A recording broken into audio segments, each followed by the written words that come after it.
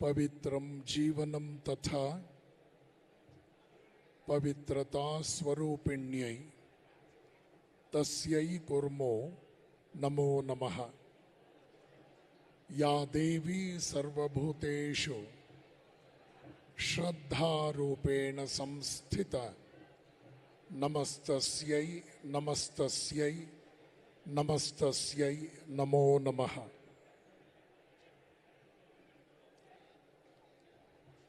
ಜಗದ್ರಕ್ಷಕನಾದ ಪರಮಾತ್ಮನನ್ನು ಅತ್ಯಂತ ಶ್ರದ್ಧೆಯಿಂದ ಸ್ಮರಿಸ್ತೇನೆ. ಅಖಿಲ ಕರ್ನಾಟಕ ಬ್ರಾಹ್ಮಣ ಮಹಾಸಭಾ ತನ್ನ ಸ್ವರ್ಣೋತ್ಸವ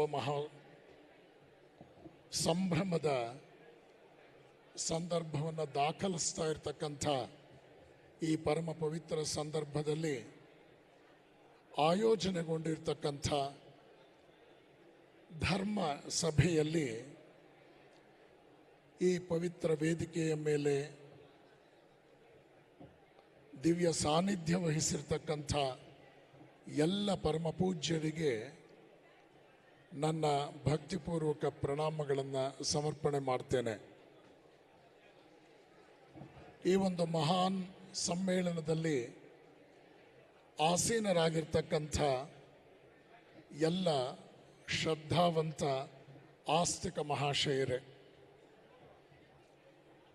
ಪ್ರಥಮವಾಗಿ ನಿನ್ನೆಯಿಂದಲೂ ಕೂಡ ಇಡೀ ರಾಷ್ಟ್ರದಲ್ಲಿ ಅತ್ಯಂತ ಆನಂದದಾಯಕವಾಗಿ ತನ್ನ ಪ್ರಭಾವವನ್ನು ಬೀರಿದಂತಹ ಈ 50ನೇ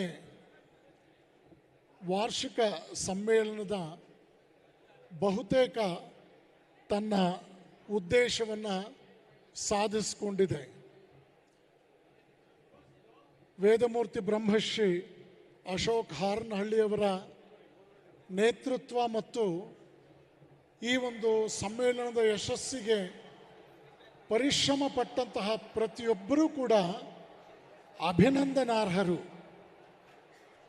ಈ ಒಂದು ಮಹಾನ್ ಸಮ್ಮೇಳನ ನಿರೀಕ್ಷೆ ಮೀರಿ ಯಶಸ್ಸನ್ನು ಕಂಡಿದೆ ಅಂತ ಹೇಳೋದಕ್ಕೆ ಬಹಳ ಹರ್ಷವಾಗುತ್ತೆ. ಲಕ್ಷಾಂತರ ಜನ ಈ ಕಾರ್ಯಕ್ರಮದಲ್ಲಿ ಭಾಗಿಗಳಾಗಿದ್ದಾರೆ. ಕರ್ನಾಟಕ ಅಷ್ಟೇ ಅಲ್ಲ, ಸುತ್ತಮುತ್ತಲ ರಾಜ್ಯಗಳಿಂದಲೂ ಕೂಡ ಜನ ಇಲ್ಲಿ ಅತ್ಯಂತ ಶ್ರದ್ಧೆಯಿಂದ ಭಾಗವಹಿಸಿದ್ದಾರೆ. ಇಂತಹ ಒಂದು ಉತ್ತಮ ಸಂಘಟನೆ ಸನಾತನ ಧರ್ಮದ ಪವಿತ್ರ ಸ್ವರೂಪವನ್ನು ಮತ್ತೆ ಭಾರತೀಯರು ಅರಿಯುವಂತೆ ಮಾಡುವಲ್ಲಿ ಒಂದು ದೊಡ್ಡ ಅಥವಾ ದಿಟ್ಟ ಹೆಜ್ಜೆ ಅಂತ ನಾನು ಭಾವಿಸ್ತೇನೆ. ಇದು ಬ್ರಾಹ್ಮಣರ ಮಹಾಸಭಾದ ಸಮ್ಮೇಳನ.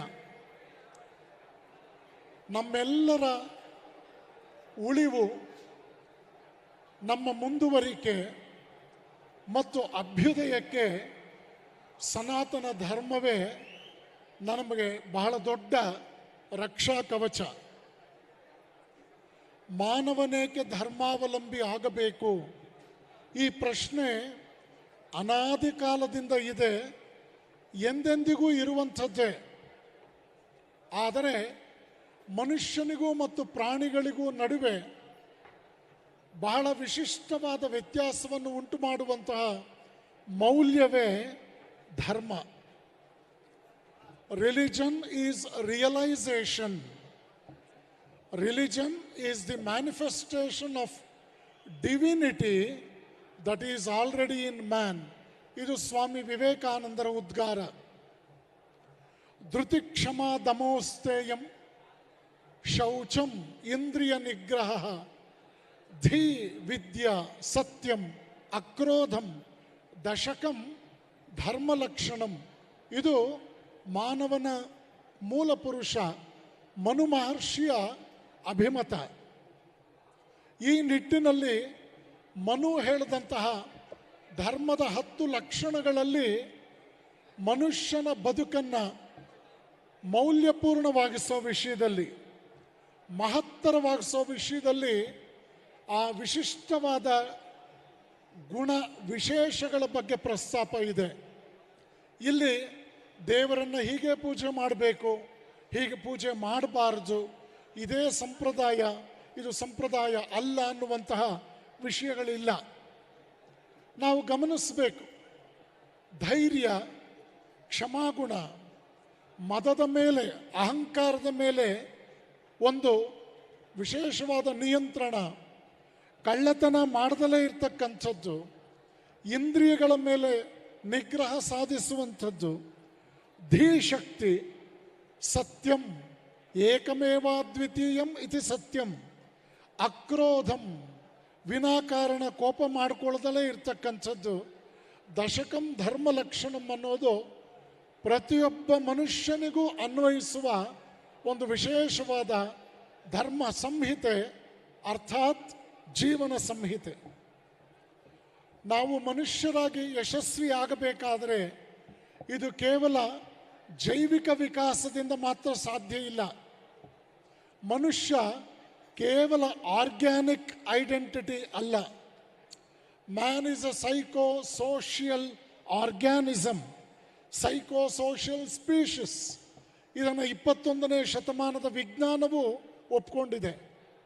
ಆ ನಿಟ್ಟಿನಲ್ಲಿ ನಾವು ಗಮನಿಸಬೇಕು, ಯಾವುದೋ ಒಂದು ಏಕಕೋಶ ಜೀವಿ ಮನುಷ್ಯನ ಸ್ವರೂಪಕ್ಕೆ ಬಂದದ್ದು ಅದು ಒಂದು ರೀತಿಯಲ್ಲಿ ಜೈವಿಕ ವಿಕಾಸ. ಆದರೆ ಮನುಷ್ಯನಾದ ನಂತರ ಅವನು ದೇವರಾಗ್ತಕ್ಕಂಥದ್ದು, ಮಹಾತ್ಮನಾಗ್ತಕ್ಕಂಥದ್ದು ಆಧ್ಯಾತ್ಮಿಕ ವಿಕಾಸ. ಈ ನಿಟ್ಟಿನಲ್ಲಿ ನೋಡಿ, ಭಾರತ ಇದನ್ನು ಎಷ್ಟು ಚೆನ್ನಾಗಿ ಇಡೀ ಪ್ರಪಂಚಕ್ಕೆ ಪರಿಚಯ ಮಾಡಿಕೊಡ್ತು ಅಂತಂದರೆ, ವಿಜ್ಞಾನ ಒಂದು ಹಂತದಲ್ಲಿ ತನ್ನ ಸೀಮಿತತೆಯನ್ನು ಒಪ್ಕೊಂಡ್ಬಿಟ್ಟಿತ್ತು.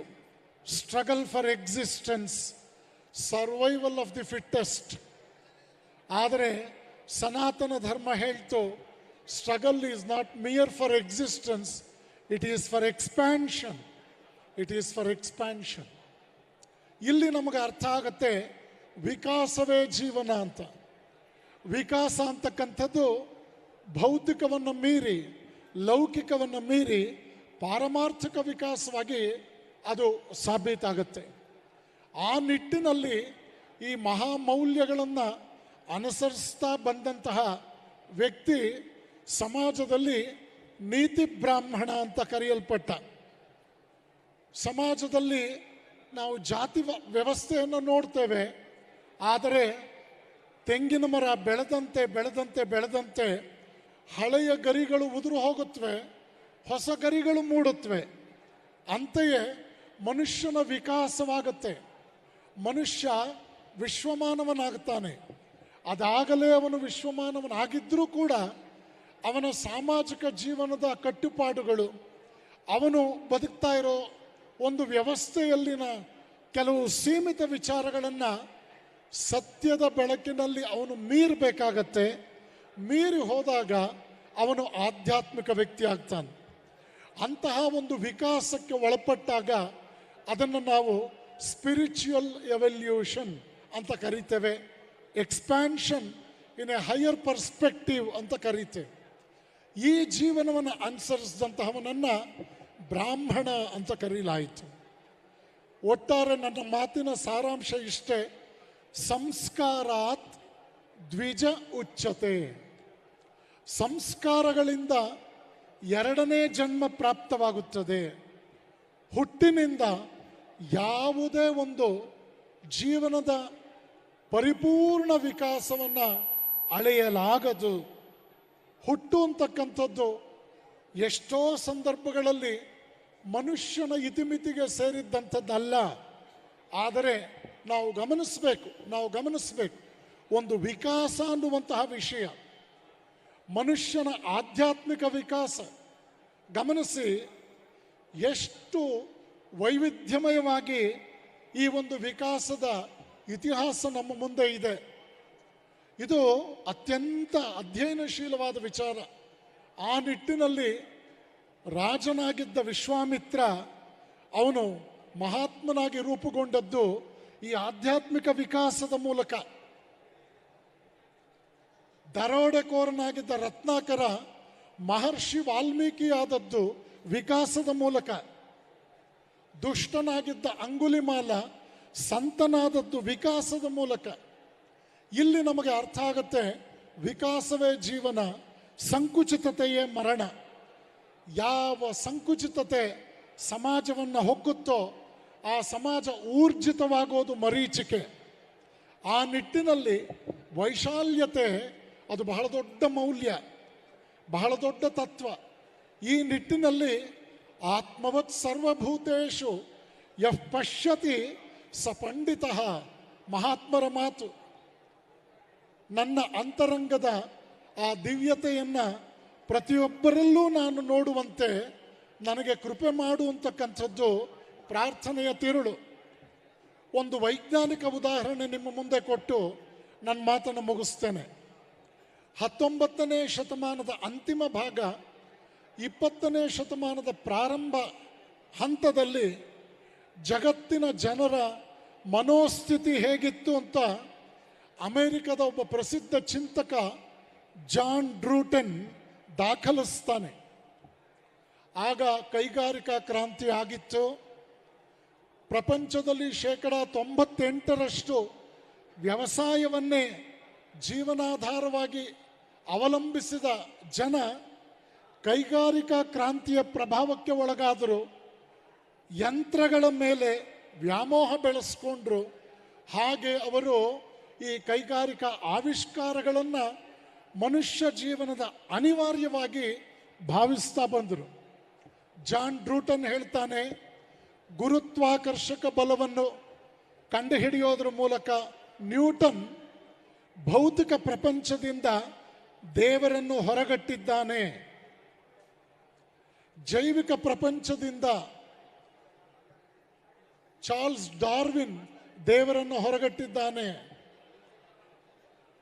ಮಾನಸಿಕ ಪ್ರಪಂಚದಿಂದ ಸಿಗ್ಮಂಡ್ ಫ್ರಾಯ್ಡ್ ದೇವರನ್ನು ಹೊರಗಟ್ಟಿದ್ದಾನೆ. ಭೌತಿಕ, ಮಾನಸಿಕ, ಜೈವಿಕ ಪ್ರಪಂಚದಲ್ಲಿ ದೇವರ ಅವಶ್ಯಕತೆ ಇಲ್ಲ, ಇನ್ನು ಮೇಲೆ ದೇವರನ್ನು ಪೂಜೆ ಮಾಡಬೇಕಾಗಿಲ್ಲ ಅಂತ ಆತ ಘೋಷಿಸಿಯೇ ಬಿಟ್ಟ.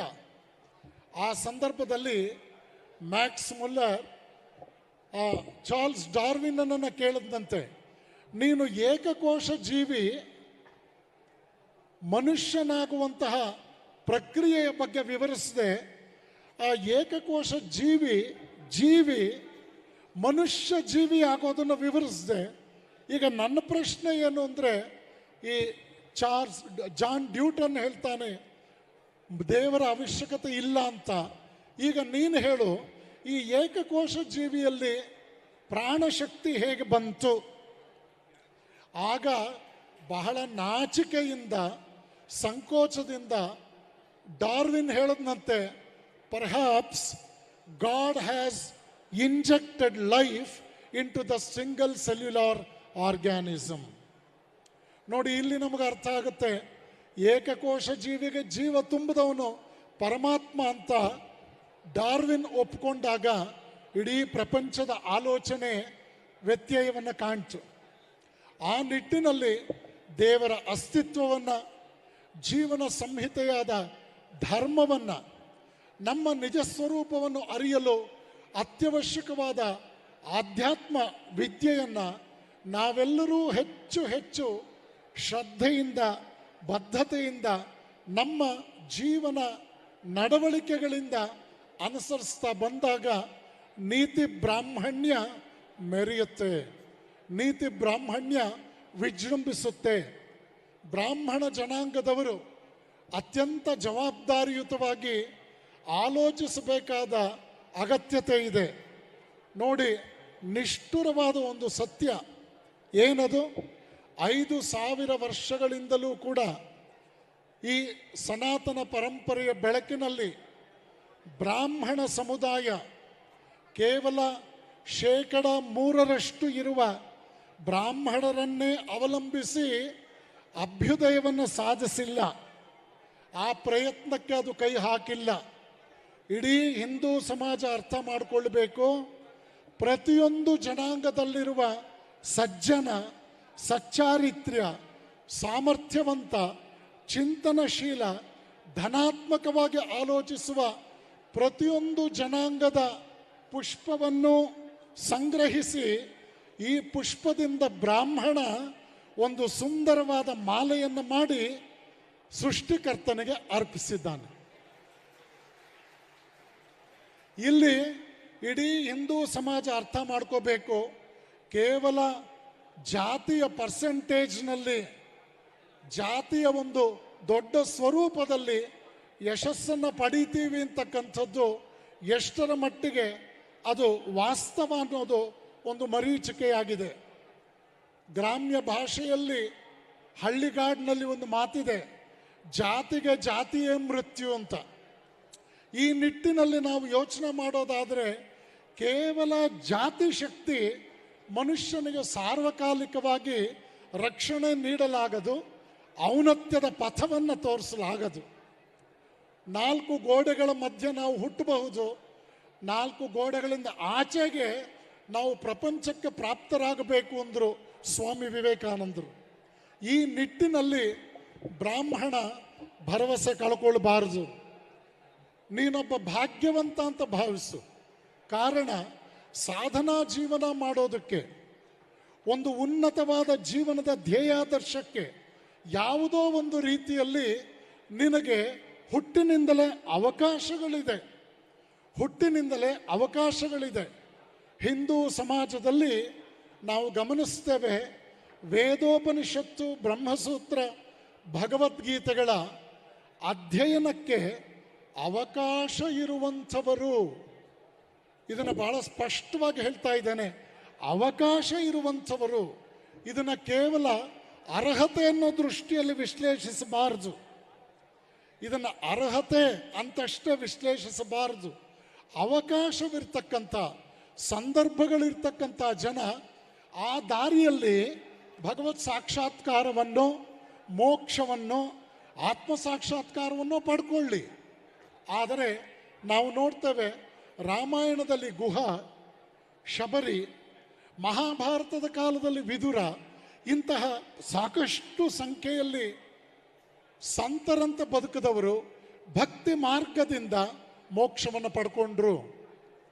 ಸನಾತನ ಹಿಂದೂ ಧರ್ಮದಲ್ಲಿ ಮೋಕ್ಷದಿಂದ ಯಾರೂ ವಂಚಿತರಲ್ಲ. ವೇದೋಪನಿಷತ್ತು, ಬ್ರಹ್ಮಸೂತ್ರ, ಭಗವದ್ಗೀತೆಯ ಮೂಲಕ ಒಂದು ಪಥದಲ್ಲಿ ಸಾಗುವಂತಾದರೆ ಭಕ್ತಿ ಮಾರ್ಗದಲ್ಲಿ ಮುಕ್ತಿಯನ್ನು ಪಡ್ಕೊಳ್ಳೋದಕ್ಕೆ ವಿಪುಲವಾದ, ಹೇರಳವಾದ ಅವಕಾಶಗಳಿದೆ.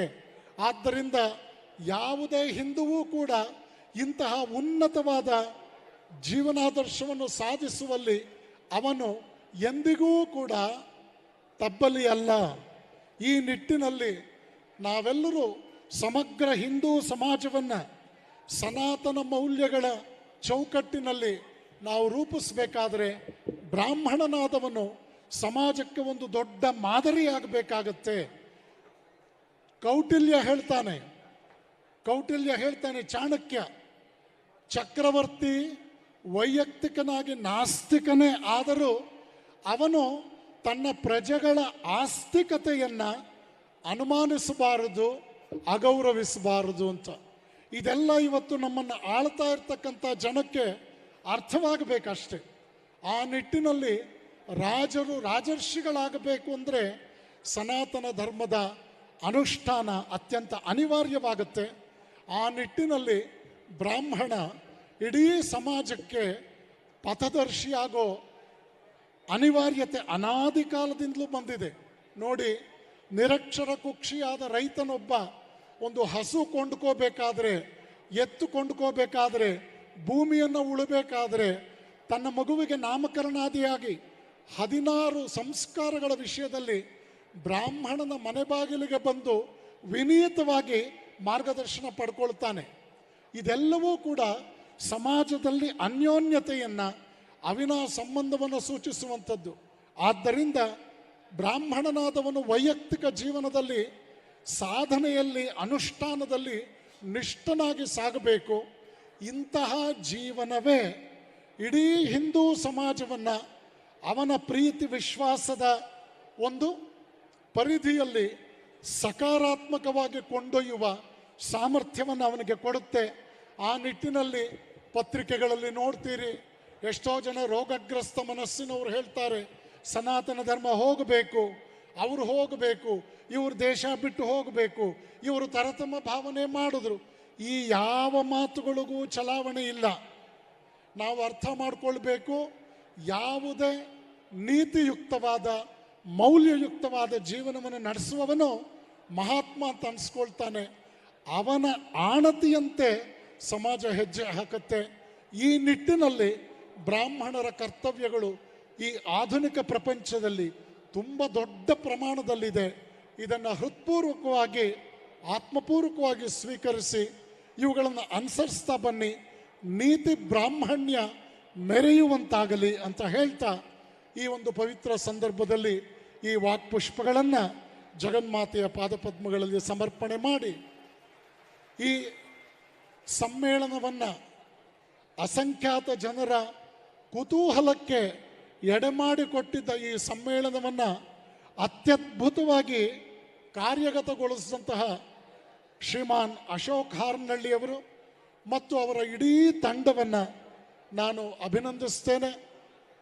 ಇದರ ಬೆನ್ನಲ್ಲಿ ನಿಂತಹ ಎಲ್ಲ ಪೂಜ್ಯರು ಮತ್ತು ಎಲ್ಲ ಋತ್ವಿಜರ ಮಾರ್ಗದರ್ಶನ ಈ ಕಾರ್ಯಕ್ರಮದಿಂದ ಇಡೀ ದೇಶಕ್ಕೆ ಒಂದು ಸಂದೇಶವನ್ನು ಕೊಟ್ಟಿದೆ. ಇದು ಒಂದು ತುರ್ತು ಅಗತ್ಯತೆ ಆಗಿತ್ತು.